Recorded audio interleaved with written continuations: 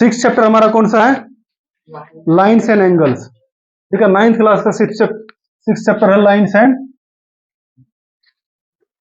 Angles. ठीक है, क्या बोलेंगे? रेखाएं एवं कोण, यही है चैप्टर का नाम। ठीक है, रेखाएं एवं कोण। सबसे पहली बात कुछ बेसिक बातें कर लेते हैं ताकि चैप्टर समझ में आ जाए इजीली। रेखा किसको बोलते हैं, मतलब लाइन किसको बोलते हैं? ठीक है, सबसे पहली बात करते हैं लाइन सेगमेंट। जैसे मान लेते हैं कि यहां पर हम लिखते हैं ए बी और यहां पर डाल देते हैं ये क्या है? ये है लाइन सेगमेंट। लाइन सेगमेंट मतलब रेखाखंड। ठीक है, दूसरा हम क्या लिखते हैं? जैसे मान लेते हैं कि यहां पर ए बी लिखते हैं और यहां एरो ऐसे बनाते हैं। ये क्या है? एक तरफ एरो निशान है, इसको हम क्या बोलेंगे? रे। रे का मतलब क्या? वो नहीं जो उसको करण को बोलती है वो शीतल। क्या होगा इसका मतलब? किरण। अब वो शाहरुख खान वाला भी नहीं है ये। इसके बाद ये क्या है? ये है लाइन, मतलब एरो दोनों तरफ बना हुआ है ना, इसका मतलब ये एंड कहीं भी नहीं होगा। इधर भी तुम जिंदगी भर बढ़ाते जाओ, इधर भी जिंदगी भर बढ़ाते जाओ, खत्म नहीं होगा। इसको हम क्या बोलेंगे? लाइन। लाइन का मतलब रेखा, वो वाला नहीं जो अमिताभ बच्चन के पास है। ठीक है, अब कौन सा है? चलो ये हमारा हो गया। सबसे पहली बात है कि कोलिनियर पॉइंट क्या होता है? रेखीय बिंदु क्या होता है? रेखीय बिंदु। ठीक है, कोलिनियर पॉइंट। ठीक है, कोलिनियर पॉइंट। ठीक है, जिसको हम क्या बोलते हैं? रेखीय बिंदु। मान लेते हैं कि एक लाइन है, कोई एक लाइन है, इस लाइन के अंदर में या तो दो पॉइंट बना हुआ है या तीन बना हुआ है, मतलब मैक्सिमम टू हो सकता है। जैसे मान लेते हैं ए बी एंड सी, तो हम इसको क्या बोलेंगे? ये रेखीय, मतलब एक रेखीय बिंदु है। ठीक है, या कोलिनियर पॉइंट है। आगे समझ में? और बाकी इसके अलावा जो, अब मान लेते हैं कि एक यहां पर हो गया, एक यहां पर हो गया, ये हो गया डी और ये हो गया एफ, इसको क्या बोलेंगे? कोलिनियर बोलेंगे।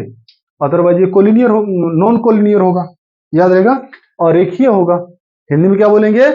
और रेखीय बोलेंगे, इंग्लिश में क्या बोलेंगे? हैं? अरे कोई बात नहीं, और रेखीय बोल दो या संरेखीय बोल दो, कोई दिक्कत नहीं है। ठीक है, अब इसके बाद हम देखते हैं सबसे पहली बात, कुछ कोण को देखते हैं। तो सबसे पहली बात हम डालते हैं हेडिंग एक्यूट एंगल। मान लेते हैं कि ये एक्यूट एंगल है, कोई भी एंगल होगा, कितनी भी होगा हमें नहीं पता। ठीक है, लेकिन ये याद रखना है कि एक्यूट एंगल हमेशा 90 से नीचे होगा। तो ये 90 से नीचे हम कुछ भी लिख देते हैं, जैसे हम लिख देते हैं 60 डिग्री। क्या होगा? ये एक्यूट एंगल होगा। ठीक है, उतना वो क्यूटी वाला नहीं जो लिखते हैं कि आई एम क्यूटी, पढ़ने में तो कुत्ती पढ़ते हैं उसको। ठीक है, ठीक है, एक्यूट एंगल का मतलब क्या होगा? एक्यूट एंगल को क्या पढ़ेंगे? न्यून कोण। न्यून कोण। अब न्यून कोण का मतलब क्या होगा? एंगल, सीधा लिखता हूं मैं, ज्यादा बकवास नहीं कर रहा हूं। Angle greater smaller than 90 degree. ठीक है, 90 डिग्री से छोटा कोण क्या कहलाएगा? याद रहा। दूसरा हम क्या लिखेंगे? Obtuse angle. मान लेते हैं कि ये कोई एंगल है, ये 110 डिग्री है, ऑब्ट्यूस है कि नहीं है? है, है कि नहीं है? ऑब्ट्यूस का मतलब क्या होगा? अधिक कोण। अधिक कोण। और में इसमें क्या लिखेंगे? The angle, angle greater than 90 degree and but smaller than smaller than कितना, 180 डिग्री।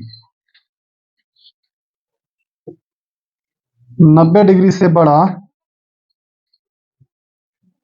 तथा, उतारते हुए जाना, मुखड़ा देखोगे तो फिर मिटा दूंगा मैं। 90 डिग्री से बड़ा तथा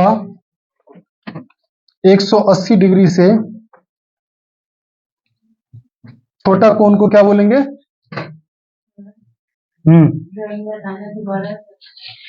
हाँ,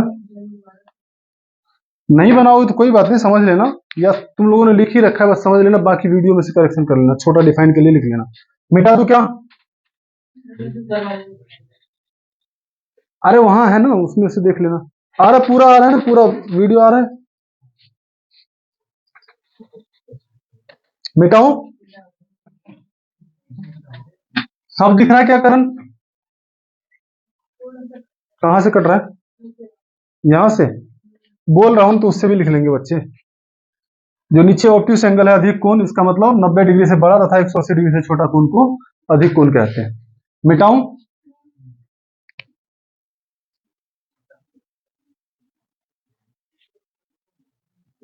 और ये सब सब कुछ याद होना चाहिए, चैप्टर करने से पहले ये सब याद होना चाहिए। अगर ये याद नहीं होगा तो फिर चैप्टर ऊपर से उड़ेगा।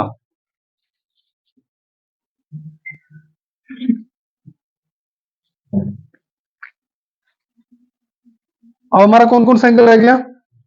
एक और एंगल रह गया। कौन सा एंगल लग रहा है?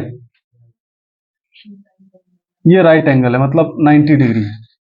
90 डिग्री है राइट एंगल।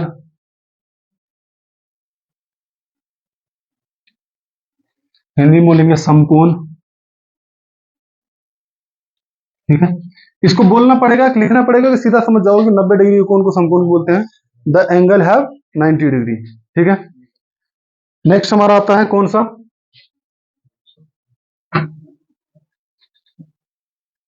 ये हमारा आता है, यहां पर कोई पॉइंट है, यहां पर एंगल बन रहा है, इसको हम बोलेंगे स्ट्रेट एंगल। स्ट्रेट एंगल, और हिंदी में इसको बोलेंगे रिजु कोण। रिजु कोण, इसका मतलब क्या है? The angle equal to 180 degree. The angle, the angle equal to कितना होगा?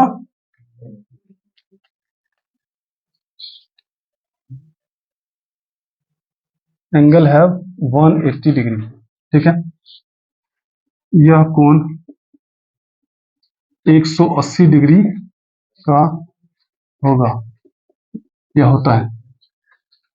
हमारा फोर्थ कौन सा पार्ट बचता है? अच्छा, तीन ये है फोर्थ, फोर्थ ये है, ये फिफ्थ है। ठीक है, ये फिफ्थ है, और इसमें हमारा एक एंगल बनता है, जैसे मान लेते कोई ये एंगल है, लेकिन हमें निकालना है ये वाला एंगल, इसको हम बोलेंगे रिफ्लेक्स एंगल। रिफ्लेक्स एंगल, यहां ध्यान से सुनना क्योंकि ये कंफ्यूजन वाला है। रिफ्लेक्स एंगल को क्या बोलेंगे? प्रति प्रतिवर्ती कोण।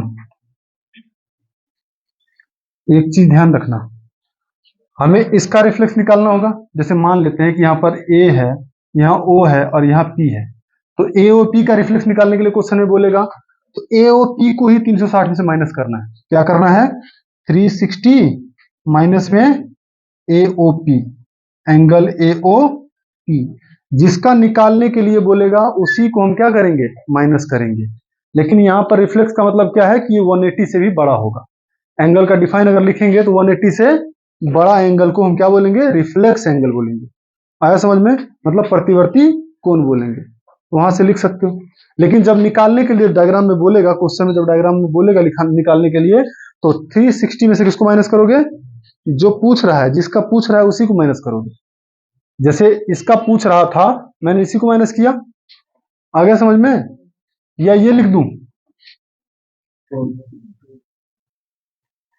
जो या जिसके बारे में पूछा जाए, जिसके बारे में पूछा जाए। ठीक है।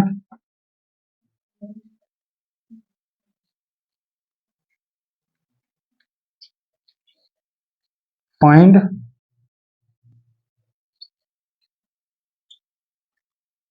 विच पार्ट ऑफ क्वेश्चन,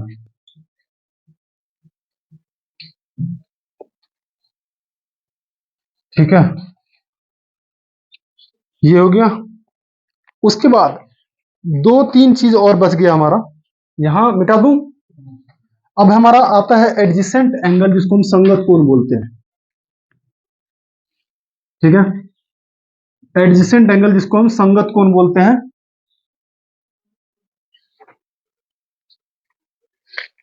उसके लिए क्या करेंगे? जैसे मान लेते हैं एक एंगल ये है, ठीक है, ये एंगल है, यहां से कोई एंगल बन रहा है, एक एंगल ये है और दूसरा एंगल ये है, तो हम इसको इसके एडजेसेंट बोलेंगे, मतलब संगत कोण बोलेंगे। क्या बोलेंगे? एडजेसेंट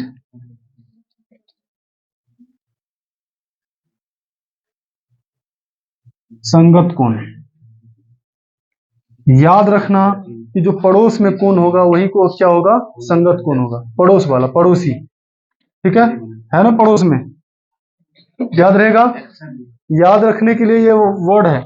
और एक चीज याद है कि हमेशा एडजेसेंट एंगल में क्या होता है कि एक जो वर्टेक्स होगा उसका कॉमन होगा, मतलब ये वाला जो एक वर्टेक्स है वो क्या है? कॉमन होगा। देखो इसके साथ भी शेयर कर रहा है, इसके साथ भी शेयर कर रहा है, आगे समझ में? मतलब ये जो एक रेखा होगा ये उभयनिष्ठ होगा, आगे समझ में? अब लीनियर पेयर जो तुम्हें पेपर यहां बहुत ज्यादा यूज होगा, ठीक है। मान लेते हैं कि ये कोई लाइन है, अरे देखना कोई वीडियो में दिख रहा है लाइन की नहीं दिख रहा है? जैसे नाम लिख देते हैं यहाँ पर ए बी सी और यहाँ डी। अब यहाँ कोई एंगल बन रहा है और ये कोई एंगल यहाँ बन रहा है, ठीक है। तो अब इस एंगल का, इसको हम क्या बोलेंगे? लीनियर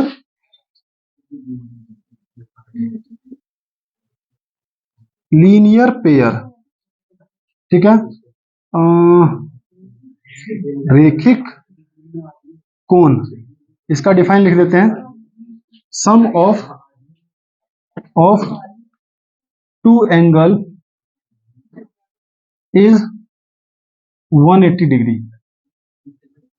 दो कोणों का योग या दो संरेखी कोणों का योग, दो संरेखी, संरेखी मतलब एक ही रेखा पर स्थित संरेखी कोणों का योग, कोणों का योग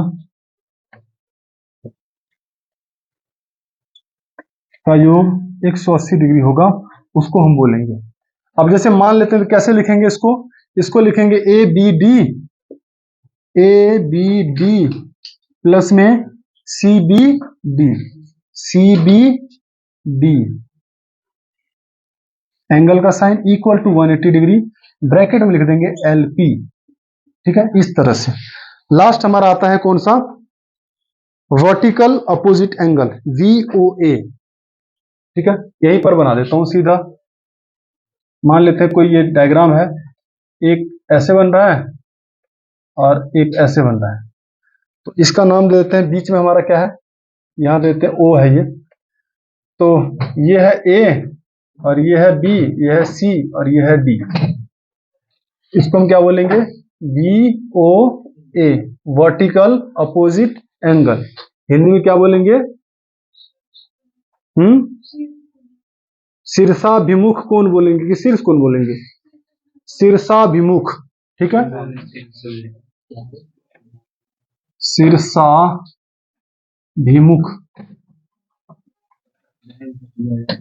कोण। अब शीर्षाभिमुख कोण का पहचान होता है कि हमेशा अपोजिट वाला इक्वल होगा, ये इसके इक्वल होगा, ये इसके इक्वल होगा, ठीक है। आए समझ है? ठीक है। अब देखो एक चीज और देखो, मान लेते कि कोई ये रे है, मान लेते इसका नाम P है, इसका नाम Q है, O है, इसका नाम C है, इसका नाम D है। इसको हम क्या बोलेंगे?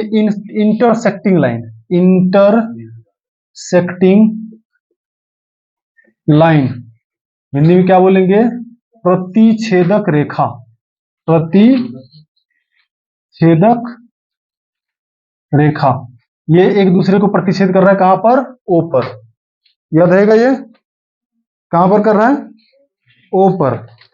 एक चीज और आएगा, पैरेलल लाइन। पैरेलल लाइन का मतलब क्या होगा? पैरेलल लाइन का मतलब सीधा कंसेप्ट समझो, रेलवे की पटरी देखे हो, कहीं पर उन दोनों के डिस्टेंस कम ज्यादा होता है क्या? नहीं होती है? होता है ना, मतलब ट्रेन की कम ज्यादा होता है ना। ठीक है, तुम्हारे जैसे इंजीनियर अगर बन जाए ना देश में, ट्रेन की लाइन चेंज करनी है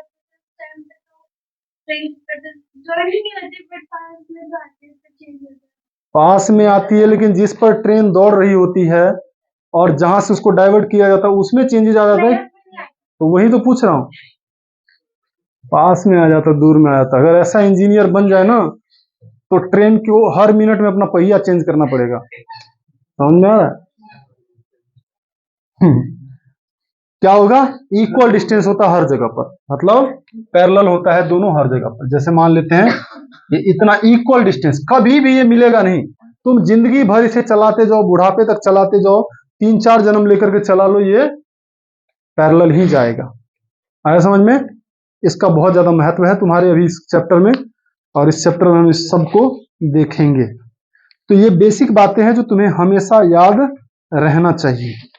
ठीक है, और पहला जो हमारा थ्योरम आएगा वो इसी पर बेस्ड आएगा, ये शीर्षाभूमि कोण पर। ठीक है।